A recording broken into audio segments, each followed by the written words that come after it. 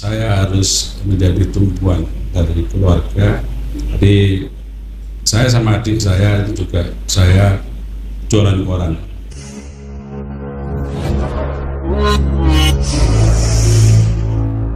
Dulur, kita kembali ke podcast Judes, jurnalis Dewan Surabaya. Hari ini kita kedatangan tamu, narasumber kita adalah Bapak Haji Budi Laksono. Beliau merupakan saat ini anggota Komisi A DPRD Kota Surabaya. Beliau merupakan politisi PDI Perjuangan Kota Surabaya. Assalamualaikum Pak Haji Budi Laksono. Waalaikumsalam warahmatullahi wabarakatuh. Alhamdulillah. Keadaannya sehat? Alhamdulillah. Pangestunya jenengan. Alhamdulillah. Pemirsa Judes, Anda jangan terkecoh dengan penampilannya Pak Haji Budi Laksono atau biasa kita panggil Bapak Bulek, kan gitu, seperti itu, karena beliau memang penampilannya seperti ini, gondrong tapi tetap sopan, tetap rapi. Inilah dia Bapak Haji Budi Laksono. Pak Budi, bisa dijelaskan, ya kan, ini perjalanan hidup Anda hingga duduk sebagai anggota legislatif. Tentu saya tidak membayangkan, tidak semudah yang Anda jalankan seperti ini. Dulu itu ada nggak sih keinginan menjadi seorang legislator? Bagaimana awalnya itu, kisah perjalanan Anda sebelum jadi politisi saat ini? Tentu dari bawah, dari mulai susah hingga bahkan susah seperti itu. Awalnya bagaimana kehidupan Anda awalnya itu loh, sebelum sukses seperti ini? Ya, terima kasih Mas Rizya, kita santai aja ya. Jadi betul. Kita ibaratnya sedikit bercerita ya, kalau tadi sampaikan masa lalu ya. Betul. Jadi kalau ngomong cita-cita itu, saya tidak ada cita-cita sampai menuju ke legislatif ya. Karena jenengan tahu sendiri ya, dalam perjalanan kami itu kan, mungkin kami dari keluarga yang ekonominya menengah ke bawah. Oh iya. Ya. Bahkan saya juga ditinggal orang tua saya kan, ya. Sehingga saya harus benar-benar berjuang untuk mempertahankan kehidupan. Orang tua laki apa? Laki ya. Laki. Setelah ditinggal itu kami 9 bersaudara. Ya pas kami itu masih ada 3 adik saya kecil-kecil yang juga nggak sekolah. Maklum dulu kan KB kan belum menjadi jargon. Keluarga besar. Iya, betul. Kan keluarga berencana. Iya, banyak anak banyak rezeki. Iya. Yeah. Jadi sewaktu ditinggal itu saya harus menjadi tumpuan dari keluarga. Jadi saya sama adik saya itu juga saya jualan koran itu. Oh iya. Ya. Jadi kalau di sini kan beda ya, ada loper koran. Saya jualan di waktu itu di terminal Jembatan Merah Plaza kan ya. Bentar, kalau jualan itu asongan berarti ya kan? Ya, saya ambil di Surabaya Pos, Surabaya Teater itu. Saya ambil keliling, pagi saya harus jalan keliling ya, jual ke terminal. Waktu itu terminal Jembatan Merah ya kan, seperti itu. Masuk di waktu itu Obiru ya, Polrestabes itu. Saya masuk di situ, jual di PTP sampai kalau nggak habis itu saya harus naik bis. Waktu itu jurusan Perak sama Wonokromo. Oke. Akan di perempatan itu kita sudah jalani, kalau memang harus menghabiskan. Kalau dulu kan, kalau koran itu kan, kalau Jawa Pos itu dulu waktu itu ya harus habis. Kalau nggak habis nggak boleh kembali, kecuali koran-koran yang lain. Di sisi lain, istri saya juga menenteng kotak semir. Ya Allah, semir sepatu? Iya, semir sepatu. Jadi semir sepatu itu kalau libur itu, kalau koran habis, saya harus bagaimana ya, saya harus menenteng semir sepatu. Dan itu sangat waktu itu, karena bodohnya nggak seberapa kan gitu ya. Jadi itu kita jalan. Itu tahun berapa itu? 80, waktu saya SD kelas 6 itu. SD. Ya. Di mana Sampai sekolah ini lulus SMP. SD usia remaja, Iya. di mana pada saat itu umumnya usia seperti itu memiliki waktu untuk bermain, Iya. belajar, Iya. sosialisasi yang banyak. Iya. Sementara Anda usia seperti itu sudah memenuhi kebutuhan yang paling dasar. Iya. Katakanlah untuk makan, Anda menjual koran, Anda nyemir sepatu. Gimana perasaan Anda pada situ? Semangat aja atau memang karena terpaksa ya? Ya, ini bukan ya namanya terpaksa, tapi memang ini kita bertahan untuk itu. Bahkan yang kita makan, kalau dulu itu mungkin tahu nasi yang sudah basi dikeringkan itu pakai kelapa itu sudah biasa. Merasakan hal itu? Iya.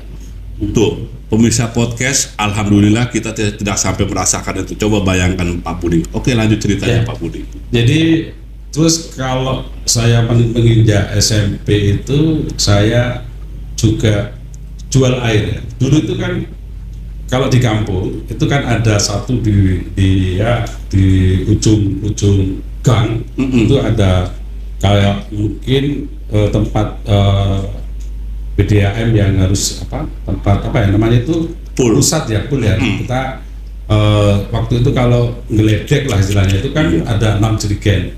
Kalau dulu di kampung itu kan sumur ada tempat untuk air minum. Jadi kita keliling juga jual air, ngisi di gentong-gentong lah sebenarnya. Kalau dulu kan cuma gerobak. Iya, ambil 2 di rumah-rumahnya untuk kebutuhan air minum kan seperti itu. Itu dijual. Ya intinya sudah tiap sore itu kita sudah ini apa namanya jualan air keliling. Nah, dan saya ada yang saya ikuti juga waktu itu, yang saya bisa mengangkat saya sampai saya di pelabuhan. Satu drigen itu berapa kilo kira-kira? 25 liter. 25 liter. Ya, terus Anda isinya 6. Isinya 6, Ya. 25 kali 6. Nah, jadi digledek, kita nanti satu rumah itu ada yang ambil 1 jerigen, 2 jerigen. Itu masa lalu yang sangat indah, sangat luar biasa. Luar biasa. Sebagai akhirnya kita bisa merasakan hal seperti itu loh. Jualan koran, loper koran, Bukan loper, saya jual jual keliling. Ya, Iya, ngecer. Betul. ngecer. Lantas semir sepatu. Ya. Seperti itu yang biasa kalau kita lihat setiap Jumatan di masjid, Iya. sepatu sudah ada Saya ya, keliling, gitu. kemudian Jasa semir. Di waktu itu di Polrestabes ya Biru itu saya kan banyak itu apa dari polisi-polisi yang juga apa namanya kasihan lah mungkin melihatnya itu dari sisi kasihan diantaranya tuh sepatu suruh semir kan seperti itu. Pemirsa Judas, jika Anda melihat podcast hari ini dengan Pak Budi Laksono, mungkin yang pernah disemir sepatunya seperti di kalangan polisi di Polrestabes, pasti ingat. Ya, inilah sosok Pak Budi Laksono yang merupakan pekerja keras sehingga mencapai sukses karir seperti ini. Lantas, kapan sih kepikiran menjadi anggota dewan atau legislatif? Padahal melihat perjalanan Anda itu sangat susah dan sulit yang kita lihat dan kita dengarkan. Ya. Jadi pada waktu tahun 87 ya, itu saya sudah nggak sekolah, hanya lulus SMP. Jadi dan saya melanjutkan jual koran lagi karena tuntutan dari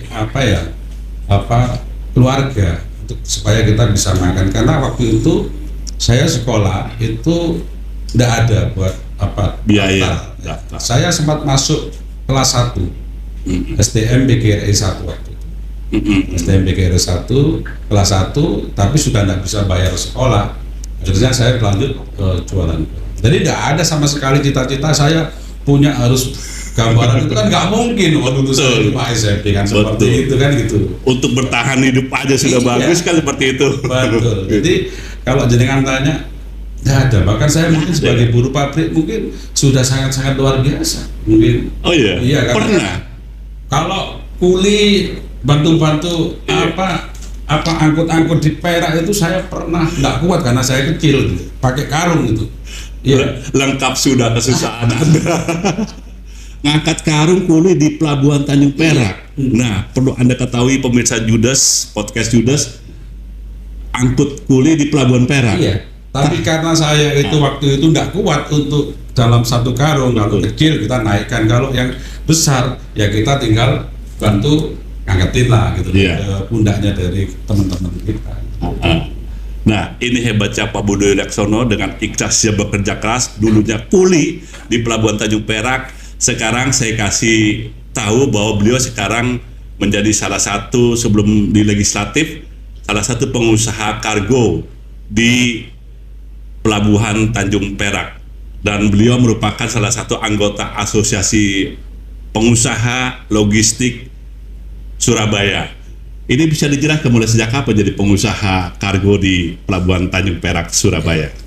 Dari cerita tadi itu ya namanya di dalam perjalanan itu Tidak. Allah itu maha segala-galanya. Betul. Saya ikut tetangga waktu itu, ya ikut untuk bersih-bersih rumah kan Iya. seperti itu ya. Akhirnya saya diajak itu tahun 94. Betul. Itu sebagai cleaning service atau office boy. Tetap dari bawah. Dari bawah lagi. Itu udah perjalanan hidup sampean. Ya, ini tahun 94 dan tahun sekitar tahun 96 itu di dalam perusahaan tersebut waktu itu namanya PT Rito Intinusa. Itu apa banyak keluar masuk. Mungkin dari teman-teman operasional waktu itu Yep. pindah ke tempat lain yang mungkin gajinya lebih ini. Iya. Nah, ya mungkin dari pimpinan kami yang sangat bijaksana, dia tidak melihat yang namanya ijazah. Jadi tapi saya banyak diuji di sana. Ternyata saya banyak sekali diuji dengan sebuah kejujuran, sebuah cara untuk kita bisa seperti mereka kan, atau seperti mereka itu ya mungkin bisa belajar ngetik. Tiap malam itu saya nungguin dari teman-teman operasional 24 jam kan di pelabuhan kan gitu ya. Jadi saya sambil belajar ngetik, ikut di lapangan menemani. Kalau malam-malam kan butuh teman, Betul. untuk masukkan kontainer kan gitu ya, di pelabuhan, Iya. tapi kan keluarkan. Nah, ternyata dari pimpinan kami yang bijak itu karyawannya sudah banyak yang keluar. Nah, disitulah saya Dipercaya. dipelajari untuk bisa nyambung. Jadi sambil bersih-bersih, nanti siangnya sekitar bersih-bersih kita jam 6 ya, jam 6 pagi, jam 8 itu sudah saya harus ngeluarin kontainer untuk ekspor. Nah, di sini ada cara-cara untuk ngeluarin kontainer sudah diajarin dan seperti Iya. itu. Itu tahun 94. 4 itu saya masih Kuli. office boy, bukan office boy. Office boy ya. Sampai itu teman-teman kita yang senior kita itu keluar, ya akhirnya kita belajar di sana. Dan sampai di dalam perjalanan itu perusahaan itu mengalami moneter 98. Iya. Nah, disitulah perusahaan itu tutup. Iya. Perusahaan itu istilahnya sudah hanya menyelesaikan utang piutang. Iya. Nah, di sisi lain saya mencoba lagi untuk kontak sebagai telemarket lah. Iya. Kontak perusahaan-perusahaan ekspor yang jasanya itu kemarin ikut kita, Iya. diambil marketing yang sudah pindah. Nah, disinilah ternyata karena saya yang nangani di operasional, akhirnya mereka ikut kita. Kok jeli ya pada saat itu ya ada Iya. pemikiran seperti itu Pak Dan, Budi ya? dan memang ini yang perlu sebagai catatan, ini Iya. ada hikmahnya. Saya waktu itu sering disuruh Iya. sama marketing saya, yang dalam hati saya waktu itu saya sangat-sangat kecewa, sangat-sangat enggak suka, sangat-sangat mungkin sebagai pesuruh lah, intinya apapun disuruh. Nah, di sini loh saya banyak buku itu, pedoman buku ini saya catat kalau kita ngitung biaya-biaya ekspor impor ini ada di buku saya. Oh, operasional lah. Iya, rincian itu, sehingga tidak saya sadar setelah marketing itu keluar yang dulu saya benci, ya ternyata menjadi guru saya ternyata. dia meninggalkan sesuatu yang membuat saya besar, sehingga saya tinggal buka catatan itu. Ternyata yang awalnya saya itu tidak suka, ternyata udah ada catatan ini yang saya buat quotation, buat penawaran ke perusahaan-perusahaan yang kemarin sudah pergi dan kembali gitu. Nah, ini akhirnya saya bisa benar-benar dipercaya. Anda menemukan ilmu di situ sebenarnya. Iya, padahal waktu itu saya ada unsur ketidaksukaan. Ya namanya di berita-berita kan udah biasa sama senior kan seperti itu. Betul. Dan ternyata ini adalah sesuatu yang sangat luar biasa. Ini hikmah mungkin bagi semuanya ya. Kalau mungkin ini ada sesuatu yang mungkin kadang tidak tahu disuruh ini ternyata ilmu yang kadang tidak setelahnya kita baru paham. Nah ini sampai saya menjadi marketing tahun 2002. Jadi saya tidak punya apa-apa. Rumah saya itu masih ukurannya itu mungkin 3x3 itu sudah ada 2. Gang sempit nggak bisa dilewati sepeda. Saya tidur di situ. Nah 2 itu sudah. Sekarang tinggal di mana? Biar publik podcast sudah tahu. Rumah saya masih ada di Pak Masikit. Ya, ini yang tempat tinggal saya itu, tapi saya di belakang di sumur. Nah, sekarang pindah di depannya di Jalan Jepara yang 3 nomor 2. Udah nggak 3x3 meter ya? Tapi ini kan menunjukkan bahwa saya betul bukan dari keluarga, dari anak 2 itu saya masih menempati ukuran 3x3 itu urusan. Anda di keluarga sebagai backbone, tulang punggung keluarga, hingga menjadi pengusaha kargo yang terbilang ya lumayan lah bisnisnya lah. Jadi setelah itu tahun 2002 itu saya sempat menjadi pimpinan di perusahaan tersebut. Percaya karena saya sudah mengendalikan semuanya, dan mungkin karena perusahaan ini ada permasalahan sehingga saya harus keluar kan seperti itu, dan saya merintis. Betul. Sekarang kita ada 2 perusahaan ya. PPJK Forwarding, PT Ridu Indonesia sama PT Arta Abadi Logistik yang menghidupi kami lah. Doa restunya lah. Dan saat ini kan lagi gonjang-ganjing COVID juga tadi kita masih bisa bertahan. Karena bertahan ini tentunya sangat susah, tidak mudah. Daripada kita mendapatkannya itu seperti itu.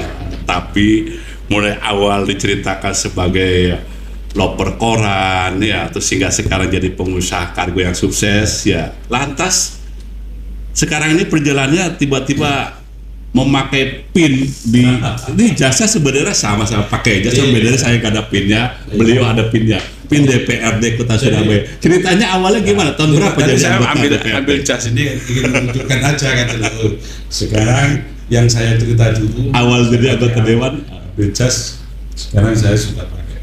Ini amanah betul. Jadi sebenarnya perjalanan kami itu kan setelah saya dari situ itu nggak ada saya jadi pengusaha kargo, nggak ke dewan itu nggak ada kepikiran, nggak ada karena saya masih SMP. Tahun 2007 itu saya didapuk sebagai wakil bidang pelabuhanan Asosiasi Logistik dan Forward sampai sekarang. Iya betul. Jadi saya sering diajak sebagai narasumber baik di Banyuwangi, di Panarukan, Probolinggo, Pasuruan waktu itu masalah pengembangan pelabuhan. Nama saya itu sering diangkat-angkat. Di sisi lain untuk SIM-nya PPJK, nah ini kan harus ada sekolah PPJK. Betul. Nah di sini karena persyaratannya harus SMA. Di sisi lain saya harus ikut packaging. Iya. Banyak jalan menuju Roma lah tentunya. Saya waktu itu sudah menjadi pengurus ranting PDI Perjuangan Kota Surabaya. PDI Perjuangan ya kalau iya betul. Kelurahan ya, kelurahan. Saya sudah sebagai kader dari bawah. Ketua ranting ya? Sekretaris ranting waktu itu. Kelurahan apa lagi itu? Kelurahan Jepara, terus itu bendahara PHC PDI Perjuangan. Ketua PHC baru itu nyalek. Nyalek ini kan karena tidak sengaja aja pada waktu itu, karena waktu itu saya masih SMP ya. Nah setelah pakai C tanpa disadari. Jadi Allah itu sudah menuntun kehidupan kita. Betul. Jadi saya akhirnya sekolah paket C untuk ikut ujian sekolah PPJK. Dan alhamdulillah saya lulus. Padahal itu paling susah untuk ikut. Di luar prediksi itu. Iya, saya cek itu kalau lulusan PPJK paling yang lulus itu 3. Betul. Padahal ini saya termasuk yang Dulu sangat super ketat. Akhirnya saya juga karena sering nama saya itu pernah dibaca. Karena waktu kita sebagai narasumber itu pernah di media besar. Betul. Itu ditulis Insinyur Budi Laksono. Insinyur ya? Iya, bukan. Waktu itu saya kan nggak mau, saya nggak punya titel, nggak mungkin gitu. Sampai di media waktu akhirnya saya berusaha untuk mendapatkan gelar itu. Akhirnya saya karena yang paket C ya, otomatis nggak bisa di tempat-tempat universitas yang ada waktu itu bisa menerima paket C itu paling Sudarso, Kartini, Unsuri ya seperti itu ya.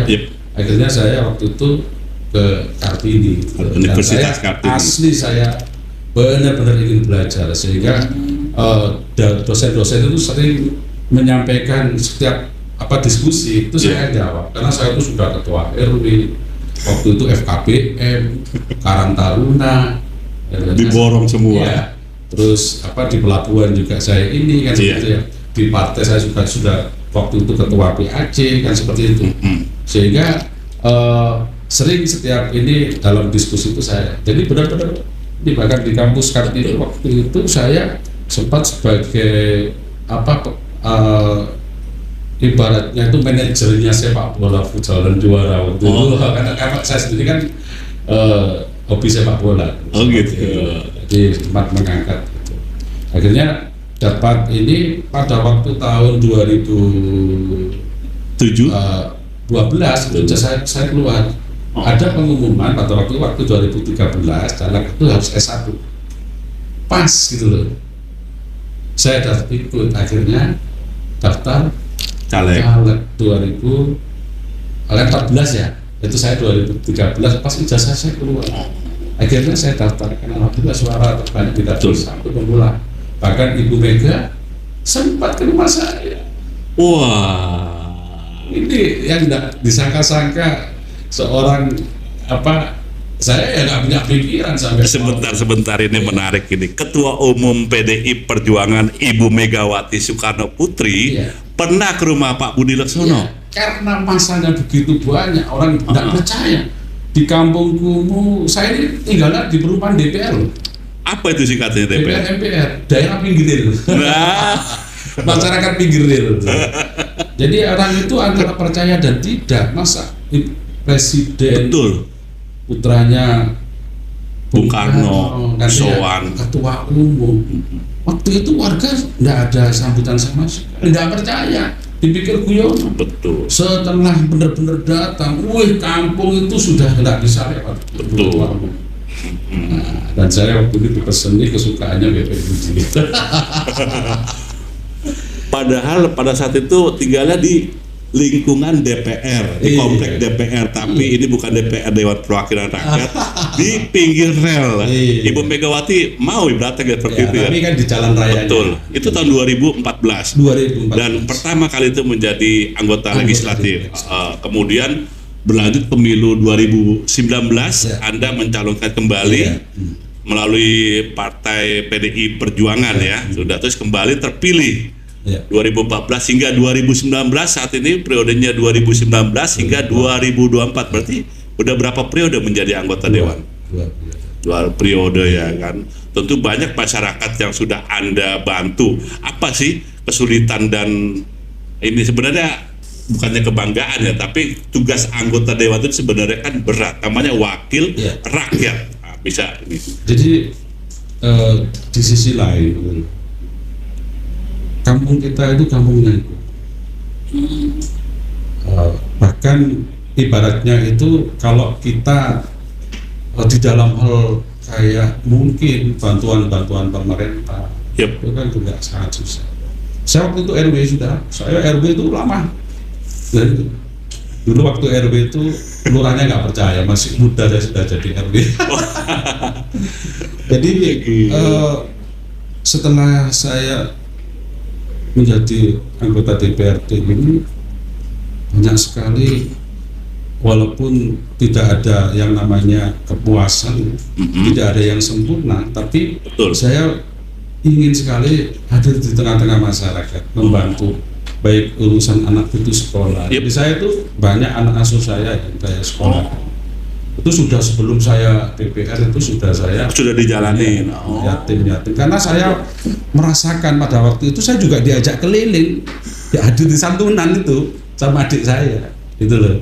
Makanya saya sering mengundang anak-anak yatim, dan di sisi lain membantu permasalahan di rumah sakit atau apapun lah, sehingga manfaat ini benar-benar dari DPR ini bisa komunikasi, sehingga sangat bisa mudah untuk kita membantu masyarakat. Seperti itu. Yang penting tetap kita santun, berakhlak ya di dalam kita meminta tolong, memohon lah agar masyarakat ini benar-benar apa yang menjadi harapannya, apa yang menjadi mungkin permasalahan-permasalahan ini bisa mencoba kita jembatani, kita fasilitasi. Ada solusi-solusi. Ini yang paling saya sangat-sangat ini. Ibarat sebuah tendangan penalti lah kalau sudah menolong seseorang. Iya. Tapi pandangan orang ini masih banyak kalau anggota DPR itu kan ya pejabat. Pesannya itu kan mewah, dapat fasilitas negara yang cukup, gaji tunjangan yang cukup kayak gitu. Nah, Pak Budi ini lebih fokus pada pengabdian masyarakat seperti itu Pak Budi ya. Nah ini bagaimana mengatur kosnya ini loh? Jadi bisa saya dicek ya yang saya keluarkan. Betul. Jadi mungkin orang tidak percaya, tapi cek bisa disampaikan ke ini ya. Istri saya atau staf saya itu setiap bulan mengeluarkan. Jadi gaji saya tak pernah menerima. Ambil. Benar. Nggak sedikit itu loh. Gaji DPRD loh. Bahkan ya. Jadi setiap saya gajian itu sudah untuk ke masyarakat. Bisa nanti saya tiap bulan pengeluaran saya. Ini bisa buat pelajaran kepada anggota legislatif lain, tidak menggurui, tapi ini salah satu contoh yang patut ditiru. Jadi banyak penunjang saya itu minta doa dengan semuanya itu tadi, agar perusahaan saya ini masih bisa menopang kehidupan saya, membantu masyarakat. Inilah uniknya Pak Budi ini, lebih banyak mengabdi ke masyarakat. Terus ini kan tahun 2023 pemilu bulan Februari tahun 2024, kabarnya Anda juga kembali menjadi caleg PDI Perjuangan dari Dapil 1 Kota Surabaya. Kenapa ngotot terus untuk menjadi caleg kan gitu? Apa tidak ada puasnya untuk mengabdi masyarakat seperti itu? Jadi kita yang pertama sebagai tugas partai ya, saya ada di wakil Dewan Pimpinan Cabang, wakil ketua DPC Surabaya bidang kerohanian ya. Jadi secara otomatis mungkin dari DPC sudah yang kedua, kepuasan itu tidak ada. Yang penting saya tidak mengambil keuntungan. Betul. Saya tidak ibarat memperkaya diri. Betul. Tapi saya ingin bahwa tanpa uluran dari DPRD ini, warga masyarakat ini juga tidak akan bisa ada jembatan. Betul. Contoh kalau di rumah sakit kita tidak ada kamar, kontak kita koordinasi. Dengan dinas. Masalah mungkin tercoret, masalah pemakanan, gamis, kita masih bisa komunikasi. Mereka nggak bisa. Masalah kependudukan, masalah anak putus sekolah larinya kemana? Kalau tanpa dorongan kita, dan kita hadir. Sedangkan ada program saya yang selama ini sudah lama program saya itu selama ini Jumat Berkah itu swadaya dari tim bulan. Sebentar, kalau negara hadir di tengah rakyat atau tengah masyarakat itu pantas ya, tapi seorang Budi hadir di tengah masyarakat itu sangat di sisi lain kita Jumat Berkah rutin. sama dengan mereka banyak curhatan. Iya. Tadi. Dan saya selalu hadir. Kalau tidak benturan dengan rapat-rapat. Betul. Saya ada yang namanya kitan belusuan. Jadi sebelum Pak Jokowi belusukan, Anda sudah mendahului. Ya. Kenapa saya kitan belusukan? Bagi warga yang tidak mampu, tidak direpotkan untuk datang. Betul. Saya hadir di rumah-rumah. Iya. Dan kita santuni juga. Betul. Melihat langsung Dan kenyataan ini warga. bukan waktu ini aja, waktu Betul. saya sudah Iya. ini udah lama program ini saya sudah lama saya lakukan. Itulah saving sosial Anda ya, sehingga Jadi kita tetap dengan kehadiran itu ternyata masyarakat itu menunggu curhat juga. Saya ada ini, tapi semua ya tidak bisa semua itu harus terpenuhi karena kita cuma sebagai mungkin ya pemutusnya kan sudah ada. Betul. Nah, seperti itu. artinya kemampuan manusia sangat terbatas lah seperti Tapi itu. tetap sebagai sarana amanah saya tetap menyampaikan hasilnya yang saya sampaikan Ya. pada masyarakat seperti itu. Betul. Dan optimis 2024 nanti kembali melangkah menjadi anggota Tapi legislatif. ada sisi lain tadi yang menurut saya. Apa ini sisi lain ini? Jadi saya itu pada waktu 2000 baru dilantik setahun ya. Yang periode keberapa itu? 14. 2014. Istri saya kan meninggal. Di sini saya sempat down. Betul. Di sisi lain waktu menikmati, ini saya sempat iya mungkin ibarat orang itu sempat ya mungkin ini kan bisa merasakan Betul. wah ya sudah dilantik waktu menikmati tapi kita Tidak ada yang selesai menemani. perjuangan. Betul. Hikmah ini yang sangat luar biasa. Ya Allah. Dari tadi kita nggak bercerita seperti itu, Iya. Pak Budi. Cuma saya lupa karena apapun tidak Iya. kita Ini- apa rentetannya itu Iya, kita tapi tahu karena ini sehingga kalau pemirsa itu bertanya Iya. sudah tahu kalau ini istri saya kedua lebih itulah kebaikan Tuhan ya. masa indah. Betul. Sehingga kita bisa tahu apa yang Betul. mungkin dijalani seperti apa yang saya rasa. Kita butuh dihargai. Kita jadi butuh dihargai. Makan apapun kita berusaha. Betul. Tapi ini adalah bentuk bahwa ini adalah rasa syukur yang harus kita tentunya kita ketahui. Betul. Insya Allah kalau melewati ujian dengan nilai baik, Wah, sudah diuji sama Tuhan bolak-balik. Baik, terima kasih Pak Budi ya, kehadirannya di podcast Judas pada hari ini. Sungguh sangat luar biasa mendengar cerita perjalanan Anda hingga sampai saat ini Anda menikmati hasil proses itu. ya. Sampai ketemu di episode podcast Judas selanjutnya. Wassalam.